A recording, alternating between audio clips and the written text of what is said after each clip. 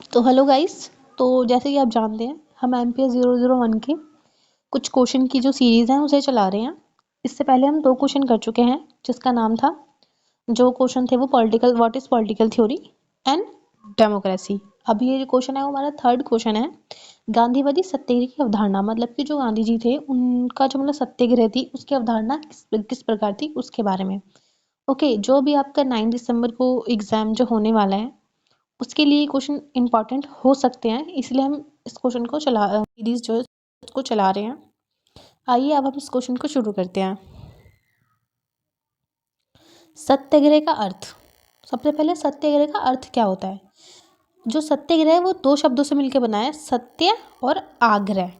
ठीक है, उसको मिला के क्या हो गया, सत्याग्रह। सत्याग्रह क्या मतलब है, सत्य के लिए आग्रह करना, है ना। सत्य के लिए मतलब जो सच है उसके लिए आग्रह करो आप। फिर आता है असत्य के सामने झुकने वाला। ठीक है, असत्य के सामने झुकने वाला और सत्य प्राप्ति के लिए बलिदान करने वाला वास्तव में क्या है, सत्याग्रह है वो। मतलब कि जो झूठ है उसके सामने झुक जाएगा और जो सत्य प्राप्ति के लिए जो सच मतलब प्राप्त करना चाहता है उसके लिए बलिदान भी कर दो, वो असल में सत्याग्रह कहलाएगा। एग्जाम्पल अगर मैं आपको उसका बताऊं तो जब मान लो जब भारत छोड़ो आंदोलन हो रहा था तो उस टाइम पे गांधी जी मतलब उस टाइम तो वो जेल में थे। आप दांडी मार्च कर लो। जब दांडी मार्च वाला जो आंदोलन जो चला उसमें क्या था, हम अंग्रेज़ों के खिलाफ लड़ रहे थे। ठीक है, हम सत्य की लड़ाई लड़ रहे थे कि भाई हमें आज़ाद करो, अब हमें और नहीं रहना, तुम दूसरे देश से आओ, जाओ हमारे देश से। इस तरीके से चीज़ें थी ना। तो हम सत्य के लिए लड़ रहे थे, सत्य के लिए लड़ाई थी वो। लेकिन उसमें क्या था कि अगर उसमें कोई मर भी जाएगा ना, हम तो सत्य के लिए लड़ रहे थे। अगर मान लो अंग्रेज़ों ने हम में से किसी को गोली मार दिया, फिर कुछ भी कर दिया उस टाइम पे जो लोग थे उनको, तो वो क्या है, वो सच प्राप्ति करते करते उन्होंने क्या बलिदान कर दिया। ठीक है, और अगर अंग्रेज़ हमारे सामने झुक गए थे तो वो क्या था, वो असत्य के सामने झुक गए। तो ये क्या कहलाया रियल में, ये इसको सत्याग्रह बोलेंगे। अब आता है सत्याग्रह आत्मा की शक्ति है। सत्याग्रह क्या है, आत्मा। ठीक है, स्पिरिट एक बोल सकते हो, उसकी क्या शक्ति है, पावर है ये सत्याग्रह। इसका प्रयोग गांधी जी ने सामाजिक तथा राजनीतिक अन्याय के विरुद्ध लड़ाई लड़ने के लिए किया, लड़ाई लड़ने में किया। जैसे कि आप जानते हो कि जो गांधी जी उन्होंने बहुत सारे आंदोलन किए थे, है ना। राजनीति में भी किए थे, ठीक है, पॉलिटिक्स में तो किए थे, वहीं वहीं उन्होंने सोशल भी किए थे। क्योंकि भारत में कुछ ऐसी कुरीतियाँ थी ना, इतने सारे मतलब आवंडन आप उनको कह सकते हो, बहुत कुरीतियाँ थी। तो उसके लिए जो सामाजिक सुधार के लिए उन्होंने आंदोलन किए थे, लड़ाई लड़ी थी। इसका प्रयोग गांधी जी ने इसका प्रयोग गांधी जी ने भारत में अंग्रेजी शासन के खिलाफ तथा सामाजिक बुराइयों के विरुद्ध संघर्ष में किया। जैसे कि मैंने ऊपर बताया सेम वही है ये। गांधी जी का अनेक सत्याग्रह जैसे शब्द और थे। इसमें क्या बता रखा है कि गांधी जी के अनेकों सत्याग्रह जैसे शब्द हैं, शब्द शब्द और थे।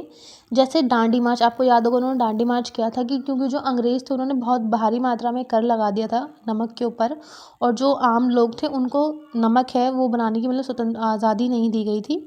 तो गांधी जी ने उस नमक कानून को तोड़ा था, तो उन्होंने उसके लिए दांडी मार्च किया था। फिर भारत छोड़ो आंदोलन 1942 में, आपको याद ही होगा। ठीक है, आंदोलन फिर आए करो या मरो के एक नारा भी उन्होंने दिया था। गांधी जी का मानना था कि जैसा बीज होगा वैसा ही वृक्ष होगा। मतलब मान लो अगर आपने बीज गलत बोया है तो वैसे ही वृक्ष उगेगा, अगर आपने अच्छा बोया तो वैसे ही अच्छा आएगा ना। इसकी प्रशंसा ना सिर्फ भारत में हुई बल्कि पूरे विश्व ने की। ठीक है, कि जो गांधी जी थे जिस तरीके से उन्होंने आंदोलन लड़ा, अब उनको सिर्फ भारत में नहीं जाना जाता, उनको बाहर विदेशों में भी बहुत अच्छी तरीके से जाना जाता है। ठीक है, नेक्स्ट क्या है इसके अंदर, सत्याग्रह की विशेषता। अब जो सत्याग्रह होते हैं उसकी विशेषता क्या क्या होती है, ठीक है, ऑब्जेक्टिव उसके क्या क्या होते हैं। सत्याग्रह का मार्ग सत्य, अहिंसा एवं प्रेम का है। मतलब कि जो हम सत्याग्रह अपनाएंगे, मान लो अगर हम मुझे है कोई आंदोलन करना है लेकिन मुझे वो सत्य करना है, मतलब सच के लिए करना है, तो उसमें हम क्या क्या जो तरीके होंगे वो अपनाएंगे। सबसे पहले सच का।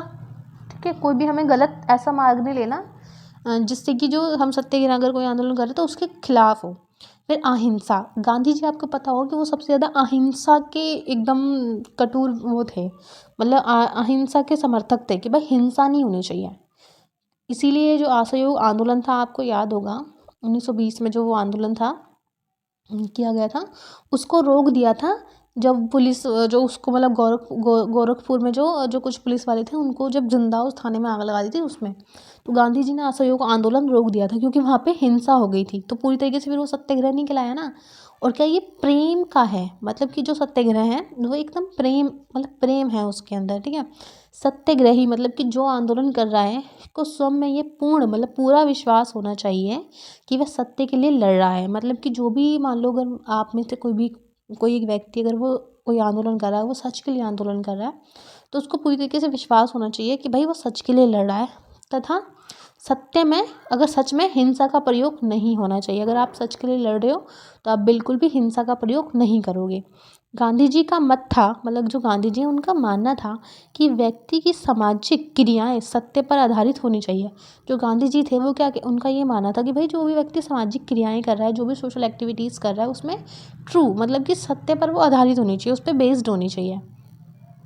अब नेक्स्ट इसमें क्या बता रखा है, अहिंसा। सबसे पहले हमने जो आपके इसके ऑब्जेक्टिव हैं वो क्या पढ़े, एक था आपका सत्य पढ़ा है ना। नेक्स्ट हमने क्या, अब नेक्स्ट जो हमारा जो सेकंड पॉइंट है वो क्या है, अहिंसा। ठीक है, एक होता है आपका हिंसा और एक होता है अहिंसा। मतलब कि अगर आप कोई भी सत्याग्रह कर रहे हो ना तो उसमें भाई अहिंसा का रास्ता अपनाओ, आपको हिंसा नहीं करनी। ठीक है, हिंसा मतलब क्या होती है, लड़ाई झगड़े, ठीक है, किसको मारना जलाना और मतलब सरकार को तंग करना, एक तरीके से आप बोल सकते हो, वो होती है आपका हिंसा, लड़ाई झगड़े करना, है ना, ये सब। अहिंसा मतलब क्या कि आपको बिल्कुल भी एक थप्पड़ भी नहीं मारना। अगर आपने एक थप्पड़ भी मार दिया ना तो वो हिंसा का एक कह सकते हो हिंसा के कैटेगरी में वो आ जाएगी। सत्याग्रह विरोधी के प्रति घृणा या हिंसा की अनुमति नहीं देता, क्योंकि इसका उद्देश्य विरोधियों का हृदय परिवर्तन करना है, ना कि उसका दमन करना। आप क्या बता रखा है कि अगर आप सत्याग्रह कर रहे हो ना तो जो आपका विरोधी है, मतलब जिसके विरुद्ध आप सत्याग्रह कर रहे हो, उसके प्रति आप हिंसा नहीं कर सकते, सॉरी घृणा नहीं कर सकते। ठीक है, घृणा भी नहीं करना है और उसके साथ हिंसा भी नहीं करना है, क्योंकि हमें क्या करना है कि जो सामने हमारा विरोधी खड़ा है उसका हृदय परिवर्तन करना है, ना कि उसका दमन करना कि भाई उसको कूटो अगर उसने मुझे ये बोला है तो, है ना, इस तरीके से नहीं है। वस्तुत्व सत्य और अहिंसा एक दूसरे से अत्यधिक घनिष्ठ रूप से जुड़े हुए हैं। मतलब कि सच और जो अहिंसा है वो क्या है, एक दूसरे से जुड़े हुए हैं, उन्हें अलग नहीं किया जा सकता। ठीक है, अहिंसा क्या है, साधन और सत्य साध्य है। अहिंसा मतलब क्या है, ये साधन है और सत्य क्या है, साध्य है। मैंने कल कह रही हूँ मैं, अभी जो मैंने जो एक क्वेश्चन कराया था उसमें भी सेम यही चीज़ थी। सत्य और सॉरी साधन और साध्य के बारे में बताया था मैंने। साध्य मतलब होता है आपकी डेस्टिनेशन और जो अहिंसा जो साधन होता है वो होता है आपका सोर्स।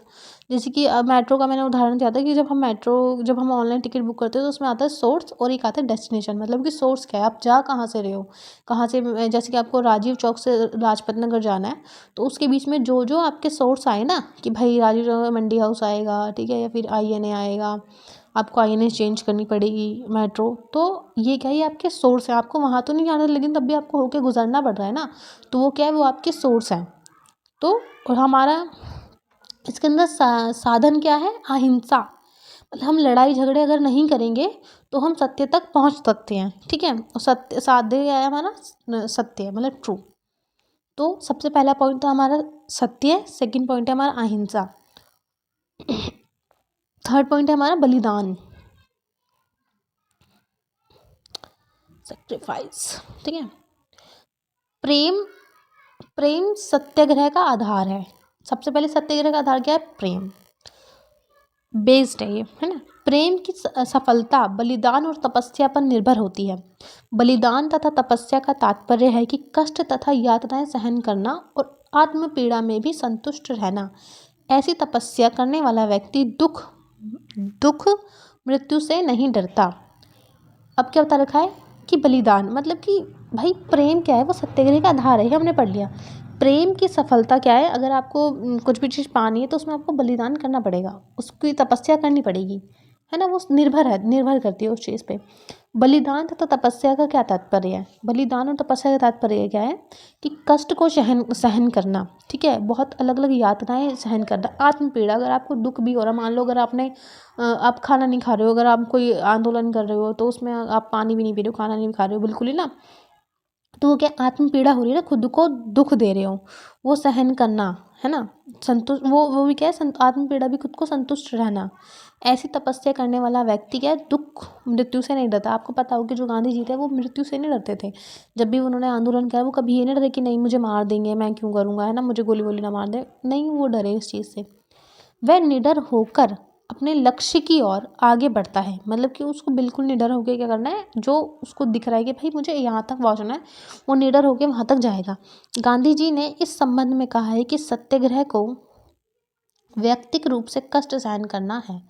मतलब कि अगर आप कोई सत्याग्रह करना है तो भाई उसको जो कष्ट है उसको तो सहन करना ही पड़ेगा।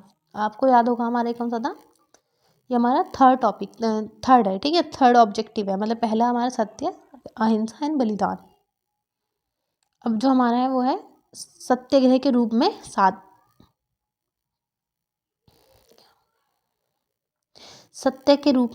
सत्य के स्वरूप अथवा साधन। सत्य के स्वरूप अथवा साधन के मतलब सत्याग्रह के साधन क्या क्या हैं, है ना। सबसे पहले सविनय अवज्ञा, मतलब अगर हम सत्याग्रह करना चाहते हैं तो किस किस रूपों में कर सकते हैं। अब आपको याद होगा कि हमने एक आंदोलन किया था गांधी जी ने, इसका नाम था सविनय अवज्ञा।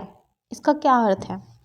विनम्रता पूर्व आज्ञा की अवहेलना करना। गांधी जी इसे सशस्त्र क्रांति का रक्तहीन रूप बताते हैं।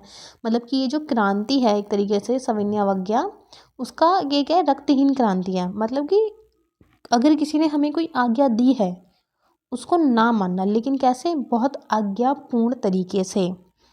सविनय अवज्ञा हृदय से आदरपूर्ण तथा संयंत्र होनी चाहिए, साथ ही उत्तम सिद्धांतों पर, जैसे कि जो अंग्रेज थे उन्होंने, जो गांधी जी ने सविनय अवज्ञा किया था कि मतलब जो अंग्रेज कह रहे थे उनकी बातों को नहीं माना, ठीक है, लेकिन ये नहीं कि उनको गाली गलौज के, नहीं, बिल्कुल आज्ञापूर्ण तरीके से, तो अवहेलना करना उनकी बातों की। नेक्स्ट जो है वो है हमारा, और क्या है, मतलब कि सविनय अवज्ञा तो करनी है आपको, अवज्ञा तो चलो करनी है आदरपूर्ण, पर क्या है उसके पीछे, मतलब आपने व्यक्ति का मतलब मान लो सविनय अब अवज्ञा कर रहे हो, अवहेलना कर रहे हो उसकी बातों की, लेकिन क्या है आपको घृणा की भावना नहीं रखनी, उसमें अपने अंदर शत्रुता की भावना नहीं रखनी कि यार ये मेरा दुश्मन है, मैं तो क्या ही है ना, इस तरीके से ये चीज़ें नहीं करनी है। अब आता है सेकंड हमारा है असहयोग। सबसे पहला हमने क्या पढ़ा, सविनय, और दूसरा हमने क्या पढ़ा है, असहयोग। असहयोग हम कैसे करेंगे, यह सत्याग्रह का प्रमुख अस्त्र है। गांधी जी असहयोग आंदोलन 1920 में अंग्रेजी शासन के विरुद्ध चलाया था। अत्याचारी को सत्य के मार्ग पर लाने हेतु उसके साथ सहयोग बंद करना असहयोग है। बुराई को दूर करने का यह अहिंसात्मक हथियार है। अब क्या, सबसे पहले सत्याग्रह, दूसरा सविनय अवज्ञा, दूसरा असहयोग, ये एक तरीके से इसी का एक रूप है। इसमें क्या करना है आपको, असहयोग करना है। जैसे कि मान लो हम क्या करते थे ना, जो अंग्रेज़ थे वो जो अपना जो माल इधर बेचते थे, कपड़े बेच रहे हैं, जो भी चीज़ें बेच रहे हैं वो लोग खरीदते थे। गांधी जी ने बोला आप इनका सहयोगी मत करो, है ना, मत खरीदो, आप हिंदुस्तान के जो जो भारत जो कपड़े बना रहा है वो कपड़े खरीदो, आप खादी पहनो। तो ये क्या होगा, ये असहयोग होगा, ठीक है, ये होगा, लेकिन ये क्या होगा, ये अहिंसात्मक होगा, इसमें हथियारों का बिल्कुल भी प्रयोग नहीं किया जाएगा। आप इस तरीके से करो, काफ़ी अच्छा होगा। सहयोग उनका करना बंद कर दो। नेक्स्ट क्या है, हिजरत। हिजरत क्या होता है ये देखेंगे हम, ठीक है। सत्याग्रह की एक प्रणाली हिजरत का स्वेच्छा से अपने देश अथवा निवास स्थान को छोड़कर किसी दूसरे स्थान पर चले जाना। मतलब क्या है कि अगर आपको लग रहा है कि जब अंग्रेज़ क्या करते थे ना, जब किसानों को जैसे मान लो जो टैक्स है वो बहुत ज़्यादा बढ़ गए, भाई वो नहीं दे पा रहा, बहुत परेशान आ गया है, तो हम इसका रास्ता अपना सकते हैं हिजरत का। क्या कर सकते हैं, उस जगह को छोड़ के हम दूसरी जगह जा सकते हैं। इसमें जैसे कि बताया भी हुआ है, ऐसा व्यक्ति जो अन्याय से पीड़ित हो एवं आत्मसम्मान की रक्षा करने हेतु रक्षा करते हुए उस स्थान पर ना रह सकता हो वह हिजरत का प्रयोग कर सकता है। मतलब कि मान लो भाई, मान लो आपके बहुत कर्जा है और लोग आप पे डेली आ रहे हैं, डेली आ रहे हैं, आपकी बहुत एकदम ना आत्मसम्मान सेल्फ रिस्पेक्ट की धज्जियाँ उड़ गई हैं, तो आप क्या कर सकते हो, एक जगह छोड़, उस जगह को छोड़ के किसी दूसरी जगह भी जा सकते हो। 1928 में करबंदी आंदोलन में बारडोली के किसानों पर जब भीषण अत्याचार किए गए तो गांधी जी ने उन्हें हिजरत करने की सलाह दी। अतएव किसान पड़ोस के बदौड़ा राज्य में चले गए। मतलब एक जगह से दूसरी जगह, मतलब 1928 में क्या होगा कि करबंदी बहुत ज़्यादा हो गई, आंदोलन बढ़ गए, आंदोलन वगैरह हो गए थे, तो किसानों को क्या किया, गांधी जी ने बोला कि भाई आप इस जगह को छोड़ के दूसरी जगह चले जाओ, आप हिजरत कर लो। ठीक है, तो वो बारडोली नाम था, वो बड़ौदा राज्य में वे चले गए थे, दूसरे राज्य में किसान जो थे। नेक्स्ट जो है वो देखेंगे हम। नेक्स्ट हमारा सामाजिक बहिष्कार। गांधी जी के अनुसार सामाजिक बहिष्कार अवधारणा अत्यंत व्यापक है। तो गांधी जी के अनुसार क्या, सामाजिक बहिष्कार, यदि व्यक्ति दृष्टि से देखें तो सामाजिक बहिष्कार एक ऐसी विधि है जिसका प्रयोग सरकार या उन लोगों के विरुद्ध करना चाहिए जो जनमत की उपेक्षा करते हैं। सामाजिक तथा आर्थिक संदर्भ में बहिष्कार का तात्पर्य उन विदेशी वस्तुओं का बहिष्कार करना है जिसके कारण देश के ग्रामीण उद्योगों के नष्ट हो जाने का खतरा हो। गांधी जी के अनुसार बहिष्कार अहिंसक ढंग से व दुर्भावना रहित होना चाहिए। आपको याद होगा कि भाई जब हम यही सविनय अवज्ञा आंदोलन कर रहे थे तो हम बहिष्कार कर, गांधी जी ने बोला था बहिष्कार करो इनका, मतलब कि इनकी जो चीज़ें हैं, इनकी जो वस्तुएं हैं, उनको मत खरीदो ना, बहिष्कार करो, उनका असहयोग करो। ऊपर ये वाला पॉइंट और वो वाला पॉइंट सेम ही है, तो बहिष्कार करो। आप खादी पहनो, ठीक है, आप अपने देश में जो सामान बिक रहा है उसको खरीदो, इनकी चीज़ों का बहिष्कार करो, लेकिन कैसे, अहिंसात्मक। ठीक है, आपको अहिंसात्मक तरीके से वो करना है, रक्तहीन करना है। बार बार इस चीज़ पे जोर दिया गया है कि रक्तहीन होना चाहिए, खून नहीं बहना चाहिए किसी का। नेक्स्ट है आपका धरना प्रदर्शन। धरना वह तरीका है जिसके द्वारा समाज विरोधी कार्यों के प्रति व्यापक जनमत तैयार करना, जिसके माध्यम से समाज विरोधी कार्य करने वाले व्यक्ति के हृदय को बदला जा सके। गांधी जी ने शराबबंदी तथा विदेशी वस्तुओं के उपयोग को रोकते हुए सत्याग्रह के साधन का व्यापक उपयोग किया था। अब क्या था कि धरना प्रदर्शन करना, मतलब कोई भी अगर मान लो कोई चीज़ हो रही है हमारे देश में, वो गलत है, हमारे समाज में वो चीज़ गलत है, तो क्या करना, बहुत सारा जनमत, जनता को इकट्ठा कर लो भाई। तो इससे क्या होगा कि मतलब वो सामने वाला व्यक्ति, भाई उसको हमारी बात माननी पड़ेगी। जैसे इसमें गांधी जी का एक उदाहरण रखा है, शराब। जब गांधी जी ने बोला कि भाई शराबबंदी करो, विदेशी वस्तुओं के उपयोग को रोकने के लिए शराब को बंद करो, तो फिर लोगों ने, गांधी जी ने मतलब बहुत ज़्यादा, मतलब जो जनमत था उसको इकट्ठा करा और फिर इस पर रोक भी लगवाई। नेक्स्ट है हमारा हड़ताल। ठीक है, हड़ताल का आशय किसी अन्याय का प्रतिकार करने के लिए सारे व्यापक और कारोबार तथा दुकानों और कार्यकालों को बंद रखता है। मतलब कि हड़ताल हम जानते ही हैं कि अभी कुछ टाइम पहले मैं नोएडा साइड गई थी, तो वहाँ बस नहीं आ रही थी, है ना, तो बस नहीं चल रही थी, कहते हड़ताल है, तो मतलब जो भी चीज़ें उन सबको बंद कर दो, बस मत चलाओ, गाड़ियाँ मत चलाओ, दुकानें बंद कर दो, ये सब क्या है, हड़ताल है। सरकार को उसके सामने झुकना ही पड़ेगा। इसके द्वारा सरकार के सामने जन सामान्य की आवश्यकताओं को और कष्टों या समस्याओं को सरकार के सामने प्रकट किया जाता है। श्रमिकों के जयास दुखों को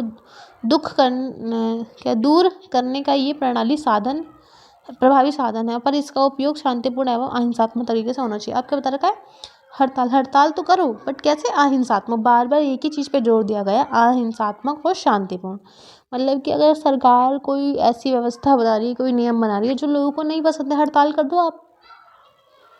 अभी कुछ टाइम पहले की बात है, आई थिंक मुझे 4-5 साल पुरानी है, कोविड टाइम की, उससे पहले की शायद से, कि ना जो किसान थे उनके ऊपर, मतलब बहुत ज़्यादा किसान थे या फिर कूड़े वाले थे, हाँ जी, जो जो नगर निगम के जो लोग होते हैं वही थे, सफाई वाले, वो उन्होंने कूड़ा फेंक दिया था, वो कूड़ा लेके नहीं जा रहे थे, पूरा सड़कों पे बिखरा हुआ था काफ़ी टाइम तक, वो शायद सैलरी बढ़ाने की मांग कर रहे थे, ऐसे ही कुछ था, तो उन्होंने हड़ताल कर दी ना उस चीज़ की।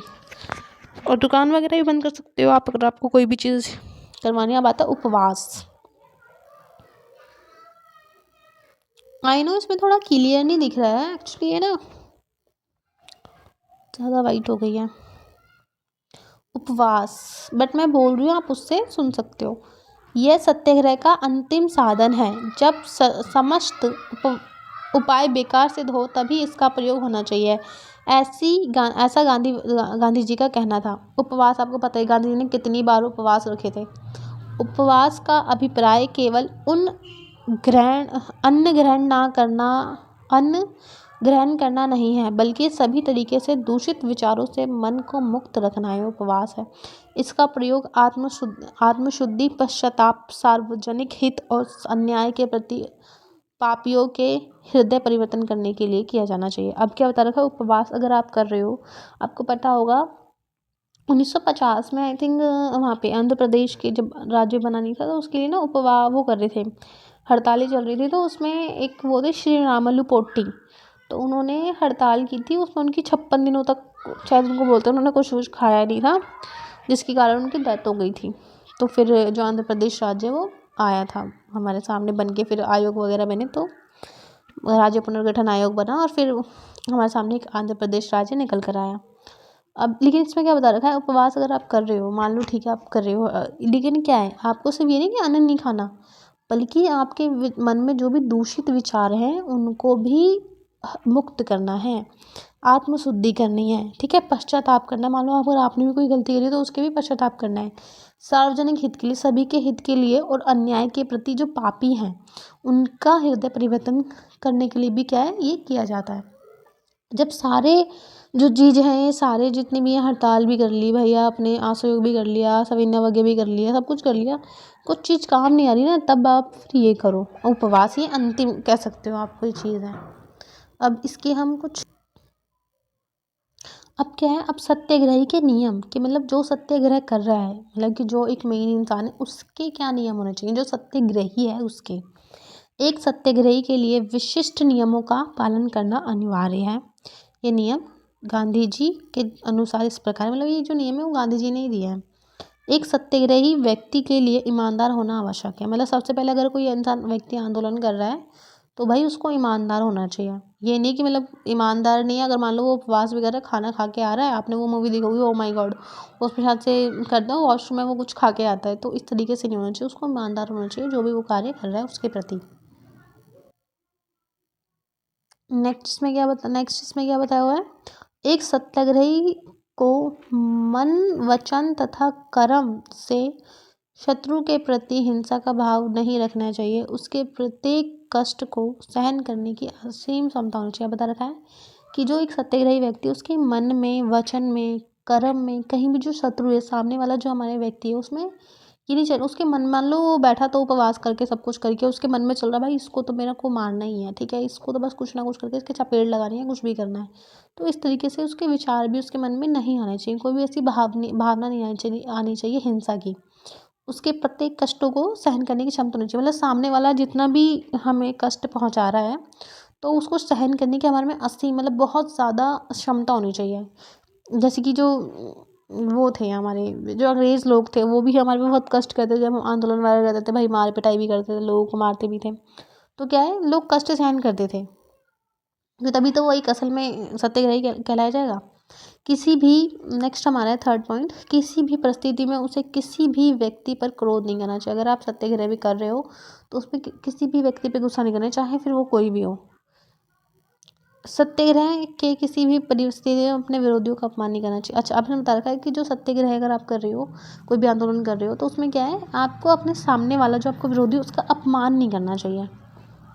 नेक्स्ट है, जब कोई अधिकारी सविनय अवज्ञा भंग करने वालों को पकड़ने आएगा तो वह स्वयं गिरफ्तारी देगा एवं उसका प्रतिकार नहीं करेगा। मतलब क्या है कि अगर जब आपका जो सविनय अवज्ञा आंदोलन चलते थे या गांधी जी के कोई भी आंदोलन चलते थे, तो कोई अधिकारी जब पकड़ने आएगा, आपको गिरफ्तार करने आएगा, तो आप स्वयं वो दोगे, मतलब खुद की गिरफ्तारी दोगे, उसको प्रतिकार नहीं करोगे कि नहीं मैं तो नहीं जा सकता भाई, इस तरीके से नहीं करोगे, ठीक है। नेक्स्ट है आपका, इस संघर्ष में यदि कोई किसी अधिकारी का अपमान करता है अथवा उस पर हमला करता है तो सत्याग्रही अपने प्राणों को संकट में डालकर भी उस अधिकारी की रक्षा करेगा। बता रखा है कि मान लो कि कोई एक व्यक्ति सत्याग्रह कर रहा है, उसके साथ 10-15 बहुत सारे लोग की भीड़ है, तो अब उस भीड़ ने किसी जो विरोधी है, ठीक है, जो विरोधी वो आया इन पे हमला करने, तो उसमें से एक जो व्यक्ति था उसने इसके थप्पड़ लगा दिया जो विरोध करने आया था उसका। तो अब ये जो सत्याग्रही है वो अपने प्राणों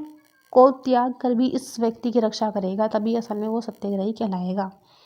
ये बताया हुआ है इसमें। नेक्स्ट है, लास्ट पॉइंट हमारा, उपयुक्त नियमों का कठोरतापूर्ण